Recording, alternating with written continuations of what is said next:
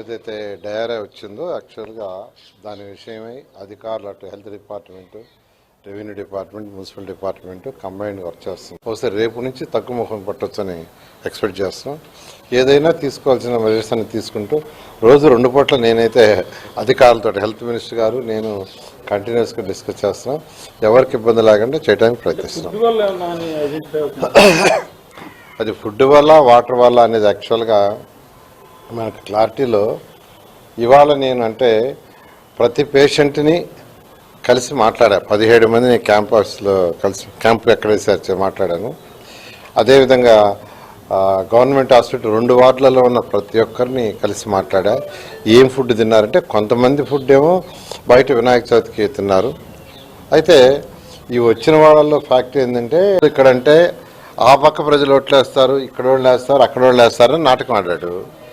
అది ఫెయిల్ అయింది. ఇంకెందుకులేని మళ్ళీ ఏంటంటే డైరెక్షన్ మార్చాడు. ఇది అసలు పరిపాలన ఏంటంటే స్టెబిలిటీ ఉండాలా, డెసిషన్ తీసుకునే ముందు ప్రజాభిప్రాయం తీసుకోవాలా, ప్రజా పరిపాలన చేయాలా. అంతేగాని రూమ్లో కూర్చొని ఒక 4 అడ్వైజర్లు పెట్టుకొని వాళ్ళు ఇచ్చే డెసిషన్ ప్రకారం చేస్తే ఇట్నే ఉంటాయి. సార్ సజ్జల గారి మాటలనే పరిగణలోకి తీసుకోవాలా, జగన్ దీని మీద స్పష్టత ఇవ్వాలనుకుంటారు. అంటే వాళ్ళ పార్టీలో సీనియర్ నాయకుడే కదా.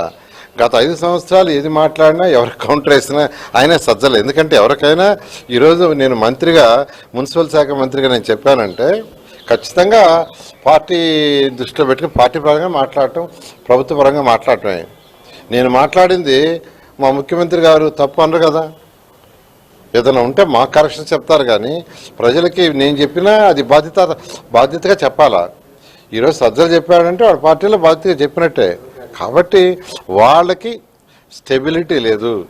వాళ్ళకి ఏం చేయాలనేది ప్రజాభిప్రాయం తీసుకొని చేయటం ఎప్పుడు. ఎందుకంటే అసెంబ్లీ అనేది ఏంది, రాష్ట్రంలో ఉన్న 175 కాన్స్టిట్యున్సీలో మెజారిటీ కాన్స్టిట్యున్సీ యొక్క వాళ్ళ అభిప్రాయాలు, వాళ్ళ ఆలోచనలు తీసుకొని ప్రజలకు ఉపయోగపడే చట్టాలు చేయటం. అక్కడ చట్టాలు చేసే దగ్గరే చెయ్యెత్తి ప్రభుత్వం బాగానే మళ్ళీ చేయి తీస్తే ఏంది? ఓకే, ప్రజలు అన్నీ గమనిస్తున్నారు. వీళ్ళు ఎందుకు మాట్లాడుతున్నది గమనిస్తున్నారు. ఇదంతా ఓట్ల రాజకీయం అని అంత గమనిస్తున్నారు. ప్రజలే బుద్ధి చెప్తారు. ఇప్పుడు మచిలీపట్నం, తెనాలి మళ్ళీ కొత్తగా చేరాయి. నిన్న సీఎం కూడా మహానగర విస్తరణలో గుంటూరు, విజయవాడ, తెనాలి అన్నారు. వైసీపీ కూడా మచిలీపట్నం వరకు అంటే ఈ మార్పు చేర్పులు మళ్ళీ ఏం సార్? సీఎం గారు చెప్పింది ఏంటంటే హైదరాబాద్ మహానగరం వచ్చిందంటే అనేక మున్సిపాలిటీస్, పంచాయతీలు అన్నీ కలిపితే అది మహానగరం అయింది.